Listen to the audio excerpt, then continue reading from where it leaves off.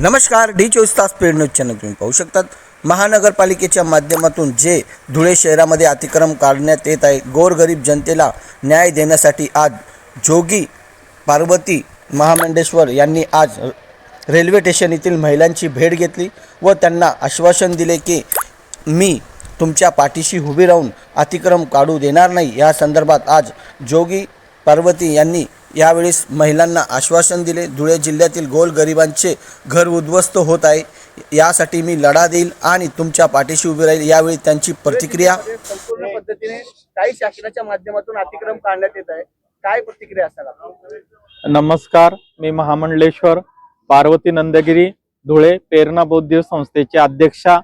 आज जे आपल्या धुळ्यात चाललेलं आहे, गोरगरीब जनतेची लूट चाललेली, त्यांचे घर हिसकावण्यात येते। तसं आमचं स्टेशन रोड हे 100 वर्षापासून आमची गोरगरीब जनता इथं राहते, पण आमच्यावर बी अन्याय होतोय। आज आम्हाला उघड्यावर येण्याचं हे झालेलं आहे, कारण की कोणतीही नोटीस न देता, कोणतंही आमचं पूर्ण वसंतचा विचार न करता डायरेक्ट आमच्या घरांवर बुलडोजर फिरवण्यात येते। धर्माच्या नावावर ही जी लूट चालली आहे, जे आपल्या देशात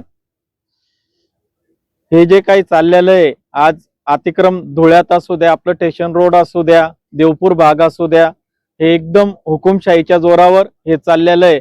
ना इथं रोजगार आहे, ना लोकांना काम धंदे जे आहे, घर जे आज गावात आमचे लोक राहत आहे, इथं यांचा रोजगार आहे। आज इथले घर तुटल्या जातील।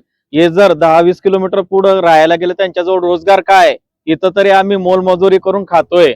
आमचे घर वाचण्यात यावे, आणि जर नाही झालं तर मोठं आंदोलन इथं होईल आणि मी स्वतः इथं आंदोलनात उभी राहून आमचा तृतीयपंथी पूर्ण समाज या गोरगरिबांसोबत आहे आणि कायम राहणार आहे। काय सांगणार? जिल्ह्यामध्ये हे जे लोक आहेत ज्यांना पर्यायी जागा दिली नाहीये, सांगतात की लवकरात लवकर सोमवारपर्यंत त्यांना ऍग्रीमेंट दिलंय।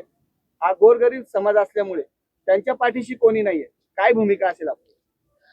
त्यांच्याकरता आम्ही जीव बी द्यायला तयार आहे। ज्या दिवशी बुलडोजर येईल आम्ही स्वतः झोपू, काही टेन्शन घेऊ नका। संबंधित देवपूर परिसर असेल, अनेक ठिकाणी जे अतिक्रम जोरदार मध्ये काढण्यात येते, त्यावर राजकीय लोकांचे देखील पाठबळ आहे, तुम्ही कसे बघतात? बघा, आपल्या महाराष्ट्रातलं तर पूर्ण राजकारण चिघळलेलं आहे, हुकुमशाहीकडे आपला देश चाललेला आहे। आपण जोपर्यंत विरोध करणार नाही, जोपर्यंत बाळ रडत नाही, तोपर्यंत आई दूध पाजत नाही।